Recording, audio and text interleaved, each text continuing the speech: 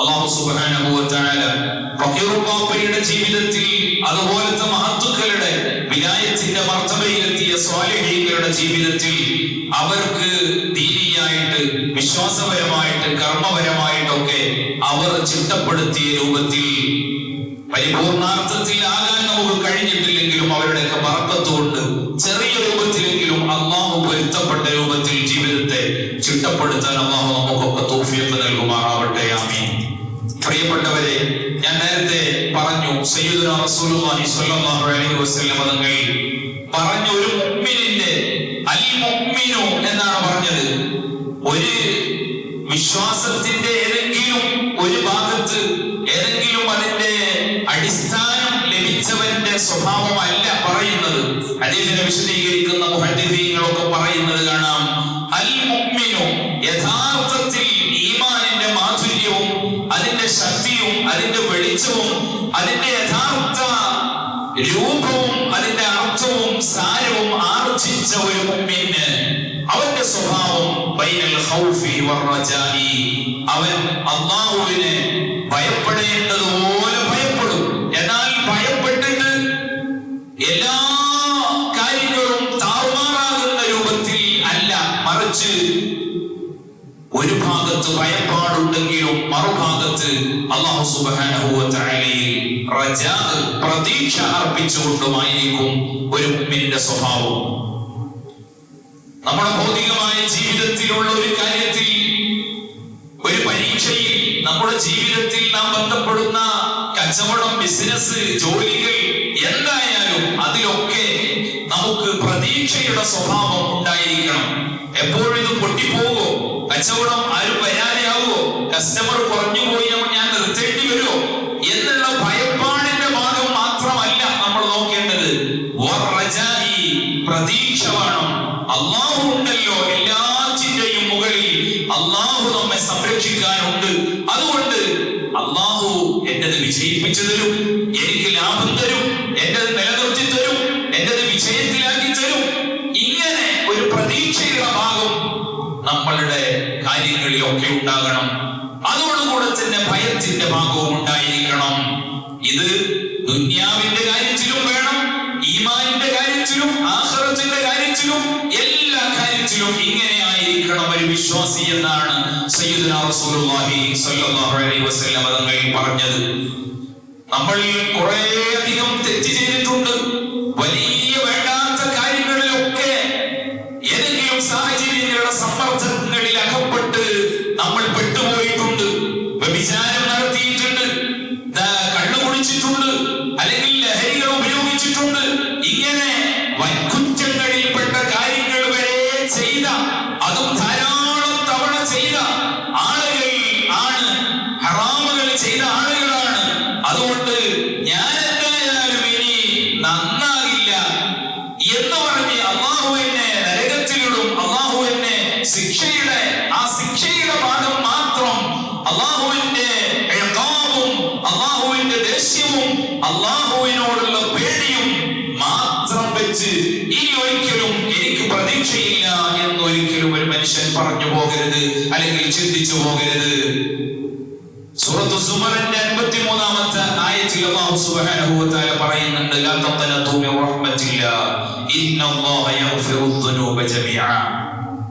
നിങ്ങൾ ഒരിക്കലും അല്ലാഹുവിന്റെ കാരുണ്യം, അല്ലാഹു സുബ്ഹാനഹു വ തആല നമ്മളോട് നല്ല രൂപത്തിൽ അനുകൂലമായിട്ട് പെരുമാറുന്ന സ്നേഹത്തെ തൊട്ട് നിങ്ങൾ ആശ മുറിഞ്ഞു പോകരുത്, നിരാശരാകരുത്, പ്രതീക്ഷ നഷ്ടപ്പെട്ടവരാകരുത്.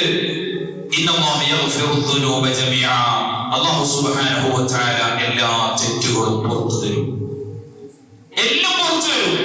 അത് വിചരിച്ചതാണെങ്കിലും, കള്ളു കുടിച്ചതാണെങ്കിലും, ലഹരി ഉപയോഗിച്ചതാണെങ്കിലും, വലിയ വൻകുറ്റങ്ങൾ, വലിയ വലിയ പാതകമാണെന്ന് പഠിപ്പിക്കപ്പെട്ട, കരഞ്ഞ് കരഞ്ഞ് കരഞ്ഞ് നസൂഹായ തൗബ ചെയ്താലല്ലാതെ പൊറുക്കപ്പെടില്ല എന്ന് പഠിപ്പിക്കപ്പെട്ട കാര്യങ്ങളാണെങ്കിൽ വരെ അല്ലാഹു സുബ്ഹാനഹു വ തആല പുറത്തു തരും.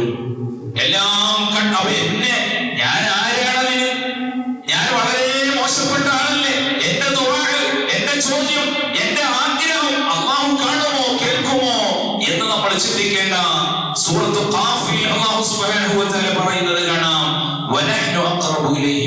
അബ്ദുൽ വലീദ്, നമ്മൾ നിങ്ങളുടെ കണ്ഠനാടിയേക്കാൾ അടുത്താണ് എല്ലാവരെയും. അത് എത്ര വലിയ മഹാനാണെങ്കിലും വലിയാണെങ്കിലും സ്വാലിഹാണെങ്കിലും സാധാരണക്കാരിൽ സാധാരണക്കാരായ നമ്മ പോലോത്തവരാണെങ്കിലും അള്ളാഹു നമ്മളുടെ ഓരോ ചലനങ്ങളും നിശ്ചലനങ്ങളും അറിഞ്ഞുകൊണ്ട് നമ്മുടെ കൂടെയുണ്ട്.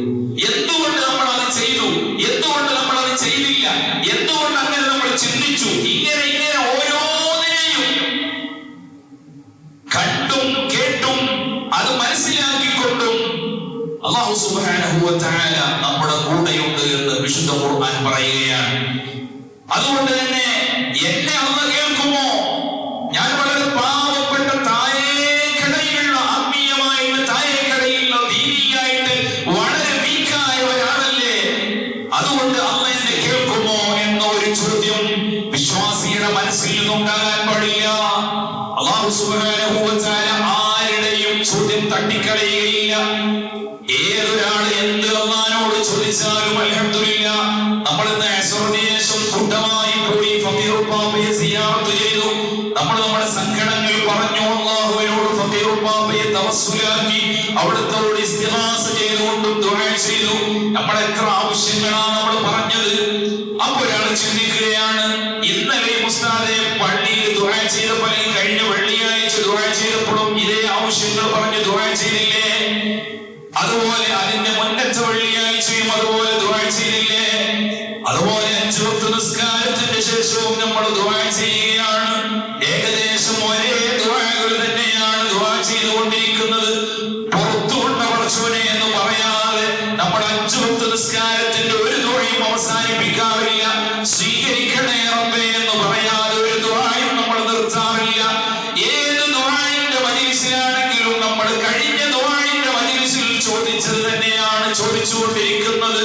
നിരന്തരം അല്ലാഹുവോട് ചോദിച്ചുകൊണ്ടിരിക്കുമ്പോൾ നമ്മുടെ മനസ്സിൽ ചിന്ത വരികയാണ്, എന്ത് പൊട്ടത്തരമാണ് ഈ ചെയ്തുകൊണ്ടിരിക്കുന്നത്? വീണ്ടും വീണ്ടും വീണ്ടും എന്തിനാണ് ചോദിക്കുന്നത്? ഒരു പ്രാവശ്യം ചോദിച്ചാൽ തന്നെ അല്ലാഹുവിന് കാര്യം ബോധ്യപ്പെട്ടില്ലേ, പിന്നെ എന്തിനാണ് ഇങ്ങനെ ചോദിക്കുന്നത് എന്നുള്ള ഒരു ചിന്ത ചിലരുടെയൊക്കെ മനസ്സിൽ വരും. ആ ചിന്ത വരുന്നവരോട് നമുക്ക് പറയാനുള്ളത്, ഒറ്റ പ്രാവശ്യവും ചോദിക്കേണ്ട ആവശ്യമില്ലല്ലോ. കാരണം അല്ലാഹു സുബ്ഹാനഹു വ തആലക്ക് അറിയാലോ നമ്മുടെ ആവശ്യങ്ങൾ. നമ്മളുടെ മനസ്സിന്റെ അകത്തുള്ളത് അല്ലാഹുവിന് അറിയേ. എന്തൊക്കെ ആഗ്രഹങ്ങളാണ്, എന്തൊക്കെയാണ് നമുക്ക് വേണ്ടത്, എന്തൊക്കെയാണ് നമുക്ക് വേണ്ടാത്തത് ഒക്കെ വിശദമായിട്ട് അറിയുന്ന രാജാതിരാജനായ അല്ലാഹുവിന്റെ മുമ്പിൽ പിന്നെന്തിന് ദുആ ചെയ്യുന്നു? ഒറ്റ പ്രാവശ്യവും ചോദിക്കേണ്ടതില്ലല്ലോ എന്ന് അത്തരം ആളുകൾക്ക് അങ്ങനെയൊന്നും ചിന്തിച്ച് ദുആ തന്നെ നിർത്തിവെക്കാം. എന്നാൽ അതല്ലല്ലോ അല്ലാഹു നമ്മളോട് നിർദ്ദേശിച്ചത്. നിങ്ങൾ ചോദിച്ചുകൊണ്ടിരിക്കുക, ചോദിച്ചുകൊണ്ടേയിരിക്കുക. ചോദിക്കുമ്പോൾ നിങ്ങൾക്ക് ചോദിക്കുന്നത് ഒന്നിരിക്കൽ ലഭിക്കും. ബഹുമാനപ്പെട്ട ഇമാം തുർമുദി റളിയല്ലാഹു അൻഹു റിപ്പോർട്ട് ചെയ്യുന്ന ഹദീസിൽ കാണാം, മാ അലൽ അർളി മുസ്ലിമുൻ യദ്ഉ അല്ലാഹു സുബ്ഹാനഹു വ തആല. ഭൂമിയുടെ മുകളിൽ ഭൂലോകത്ത് ഒരു മുസ്ലിം അല്ലാഹുവിനോട് ദുആ ചെയ്താൽ, ആ ദുആ ചെയ്താൽ അവന് ലഭിക്കുന്നത് എന്താ? ഇല്ലാ അഅ്താഹു ഇയ്യാഹാ. അല്ലാഹു സുബ്ഹാനഹു വ തആല അവൻ എന്താണോ ചോദിച്ചത് അത് നൽകും. അതാണ് നമ്മളൊക്കെ ദുആ കൊണ്ട് ആഗ്രഹിക്കുന്നത്. നമുക്ക് അല്ലാഹ് എന്താണോ നമ്മൾ അല്ലാഹുവിനോട് ചോദിക്കുന്നത് അത് നമുക്ക് കിട്ടണം എന്നാണ് നമ്മളൊക്കെ പ്രതീക്ഷിക്കുന്നത്.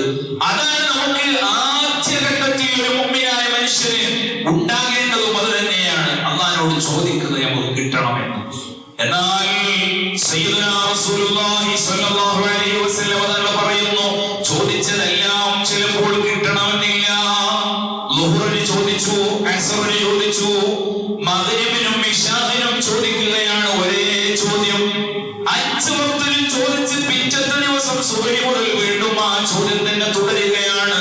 അല്ലെങ്കിൽ ദിവസങ്ങളായി, മാസങ്ങളായി, വർഷങ്ങളായി ഒരേ ചോദ്യം അല്ലാഹുവിനോട് ചോദിച്ചുകൊണ്ടിരിക്കുകയാണ്. ഇതുവരെ അത് കിട്ടിയിട്ടില്ല. അവിടെയാണ് നിരാശ വേണ്ട മുഅ്മിനേ. അല്ലാഹുവിന്റെ റസൂൽ പറയാണ്, ഒന്നിരിക്കൽ നിങ്ങൾ ചോദിച്ചത് അതുപോലെ തന്നെ നിങ്ങൾക്ക് ലഭിക്കും. അല്ലെങ്കിലോ ഔ സ്വറഫല്ലാഹു സുബ്ഹാനഹു വ തആല ചോദിച്ചതുപോലുള്ള ഒരു ബലാഇനെ നിങ്ങളുടെ ജീവിതത്തിൽ അല്ലാഹു സുബ്ഹാനഹു വ തആല ഖദാആക്കിയിട്ടുണ്ടെങ്കിൽ അത്തരം ഒരു ബലാഇനെ, ഒരു ഇടങ്ങേറിനെ, ഒരു മുസീബത്തിനെ അല്ലാഹു സുബ്ഹാനഹു വ തആല നിങ്ങൾ ചോദിച്ചത് കാരണത്താൽ ഒഴിവാക്കി കളയും. നമ്മൾ അല്ലാഹുവോട് ചോദിച്ചത് പടച്ചോനെ എനിക്ക് സമ്പത്ത് തരണേ എന്നാണ്, അല്ലെങ്കിൽ എനിക്ക് ജോലി തരണേ എന്നാണ്, അല്ലെങ്കിൽ ഏതെങ്കിലും നമ്മളൊരു ആവശ്യം ചോദിച്ച്. പക്ഷേ ജോലി ഇതുവരെ കിട്ടിയിട്ടില്ല. ഒരു കൊല്ലമായി. കഴിഞ്ഞ ഫക്കീർ ബാബാന്റെ അരി കൊടുത്തിട്ടുണ്ട്, അതിന്റെ മുമ്പത്തെ ജീലാനി ദിനത്തിന് അരി കൊടുത്തിട്ടുണ്ട്, സംഭാവന ചെയ്തിട്ടുണ്ട്. എന്താ ആവശ്യം? എന്റെ മകനൊരു ജോലി ശരിയാകണം, അല്ലെങ്കിൽ എനിക്കൊരു ജോലി ശരിയാകണം, ഇതാണ് ആവശ്യം. പക്ഷേ ഇതുവരെ അത് നടന്നിട്ടില്ല. പക്ഷേ എങ്ങനെ എന്റെ ജീവിതം, എന്തൊക്കെ റാഹത്തല്ലേ എന്ന് ചോദിക്കുമ്പോ അദ്ദേഹം പറയുന്നത് അൽഹംദുലില്ലാ റാഹത്താണ്, ഇതുവരെ ഒരു ബുദ്ധിമുട്ടുണ്ടായിട്ടില്ല. ഭക്ഷണം കഴിക്കാൻ അല്ലാഹു തആല പല മാർഗത്തിലൂടെ, ഹലാലായ മാർഗത്തിലൂടെ നൽകുന്നുണ്ട്. കുടുംബത്തിൽ വലിയ പ്രയാസങ്ങളൊന്നുമില്ല. വലിയ തഫഖുഹ്, വലിയ രൂപത്തിലുള്ള ആർഭാടം അതൊന്നും കഴിഞ്ഞിട്ടില്ലെങ്കിലും ഒരു സാമാന്യ രൂപത്തിൽ ജീവിച്ചു പോകുന്നുണ്ട് എന്ന് മറുപടി പറയാണ്. അതിന്റെ ഇടയ്ക്ക് നിങ്ങൾക്ക് വല്ല മാരക രോഗങ്ങളും വന്നിട്ടുണ്ടോ? ഇല്ല. അപകടങ്ങളിൽ പെട്ടിട്ടുണ്ടോ? ഇല്ല. അപ്പോ ഒരു വർഷമായിട്ട് എനിക്ക് ജോലിക്ക് വേണ്ടി, അല്ലെങ്കിൽ എന്റെ മകന്റെ ജോലിക്ക് വേണ്ടി അല്ലാഹുവോട് സദഖകൾ കൊടുത്ത് നന്മകൾ ചെയ്ത് ദുആ ചെയ്തുകൊണ്ടിരിക്കുന്നത് അല്ലാഹു ഖബൂലാക്കിയിട്ടില്ലെങ്കിലും നമ്മൾ മനസ്സിലാക്കണം മുഅ്മിനീങ്ങളെ, അല്ലാഹു നമ്മുടെ ജീവിതത്തിൽ, നമ്മുടെ മക്കളുടെ ജീവിതത്തിൽ, കുടുംബത്തിന്റെ ജീവിതത്തിൽ, ആരുടെയോ ജീവിതത്തിൽ അല്ലാഹു ഖദാആക്കിയിരുന്ന പല ബലാകളും മുസീബത്തുകളും നമ്മൾ അല്ലാഹുവോട് ദുആ ചെയ്ത കാരണത്താൽ, എന്തിനാ ദുആ ചെയ്തത്? ജോലിക്കാണ്. പക്ഷെ ജോലി കിട്ടിയിട്ടില്ലെങ്കിലും ദുആ ചെയ്ത കാരണത്താൽ പല ബലാകളും നീങ്ങിപ്പോയിട്ടുണ്ട്. സയ്യിദുനാ റസൂലുള്ളാഹി സ്വല്ലല്ലാഹു അലൈഹി വസല്ലം തങ്ങൾ പറയാൻ കഴിഞ്ഞിട്ടില്ല. ഹബീബായ തങ്ങൾ പറയാണ്, മൂന്നാമത്തെ ഒരു കാര്യം കൂടെ നമ്മളോട് പറയുന്നുണ്ട്. നിങ്ങൾ ദുആ ചെയ്യുമ്പോ ഒന്നിരിക്കൽ ദുആ ചെയ്തത് ലഭിക്കും, അല്ലെങ്കിൽ ബലാ തട്ടിപ്പോകും, അത് നീങ്ങിപ്പോകും. മൂന്നാമത് പറയുന്നത് അല്ലാഹു സുബ്ഹാനഹു വ തആല നിങ്ങൾക്ക് ആ ദുആ എന്ന് പറയുന്ന ഇബാദത്തിന് പകരമായിട്ട് നിങ്ങൾ എന്താണോ ചോദിച്ചത് അതിന് തുല്യമായ ഒരു പ്രതിഫലം ആഖിറത്തിൽ വെച്ച് നൽകും. സയ്യിദുനാ റസൂലുള്ളാഹി സ്വല്ലല്ലാഹു അലൈഹി വസല്ലം തങ്ങൾ പറയാണ്. അപ്പോ പേടിക്കാനില്ല. നമ്മൾ ഫക്കീർ ബാബാന്റെ പോലെയുള്ള ആത്മീയ മജ്‌ലിസുകളിൽ എത്ര ദുആ ചെയ്താലും അവിടെ മഖാമിൽ പോയിട്ട് നമ്മൾ ദുആ ചെയ്തിട്ട് വീണ്ടും ആവർത്തിക്കുകയാണ്. ഓരോ സമയത്തും ഇത് ആവർത്തിച്ചുകൊണ്ടിരിക്കുകയാണ്. നമുക്ക് പലർക്കും മടുപ്പ് വന്നു.